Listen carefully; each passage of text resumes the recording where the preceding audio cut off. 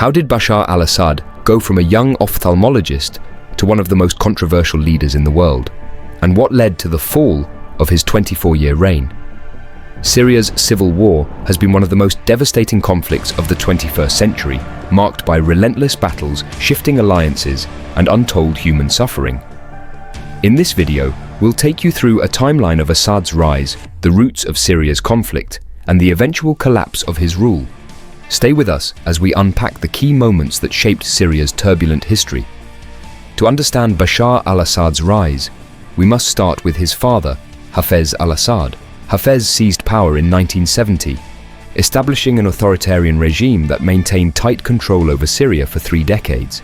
Under Hafez, Syria became a police state with widespread surveillance, suppression of dissent, and a strong reliance on the military and intelligence apparatus. Bashar was not initially groomed for power. His older brother Basil was the heir apparent until his untimely death in a car accident in 1994. Bashar, a trained ophthalmologist, was suddenly thrust into the political spotlight. When Hafez died in 2000, Bashar assumed the presidency, initially promising reforms. Many Syrians and international observers hoped he would modernize Syria. However, his rule soon mirrored his father's authoritarianism, with crackdowns on political opposition and dissent. The seeds of the Syrian civil war were sown long before the conflict erupted. By 2011, Syrians were frustrated by decades of corruption, economic stagnation, and political repression. Inspired by the Arab Spring uprisings in neighboring countries, Syrians took to the streets demanding democratic reforms and greater freedoms. Rather than engaging in dialogue, Assad's regime responded with brutal force. Peaceful protests were met with arrests, torture, and live ammunition. The violence only fueled anger, turning protests into an armed rebellion.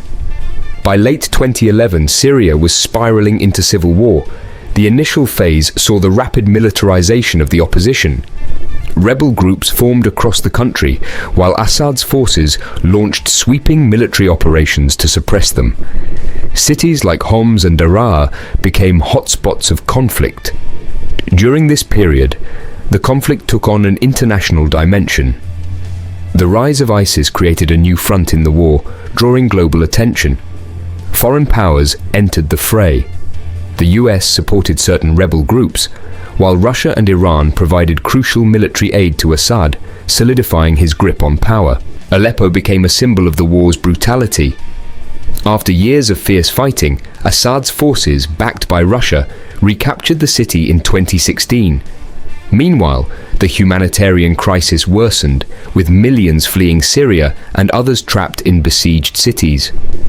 By this stage, Assad's forces regained control over much of the country. However, the economy collapsed under the strain of war and sanctions.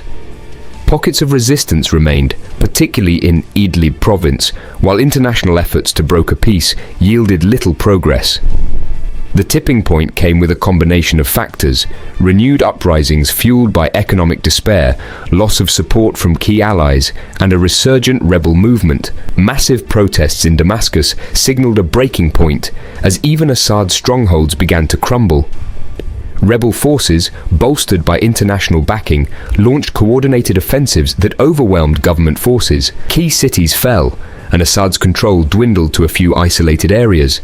Countries like Russia and Iran, previously staunch supporters, shifted focus away from Syria as their own geopolitical priorities changed.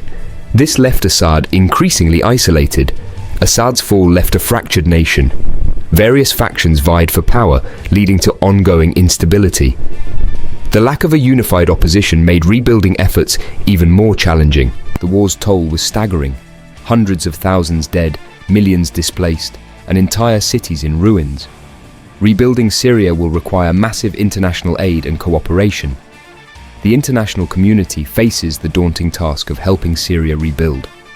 Questions remain about who will lead the effort and how to ensure a peaceful transition. Assad's fall has far-reaching consequences for the region. Neighboring countries like Lebanon and Iraq face increased instability, while powers like Turkey and Israel adjust their strategies. The decline of Russian and Iranian influence in Syria creates opportunities for other players, such as the US and European Union, to shape the region's future. Syria's civil war is a stark reminder of how power and resistance can shape a nation's destiny. Assad's rise and fall encapsulate decades of hope, despair, and resilience. But what lies ahead for Syria? Will it find lasting peace? Or is this just the beginning of a new chapter of instability? Share your thoughts in the comments below.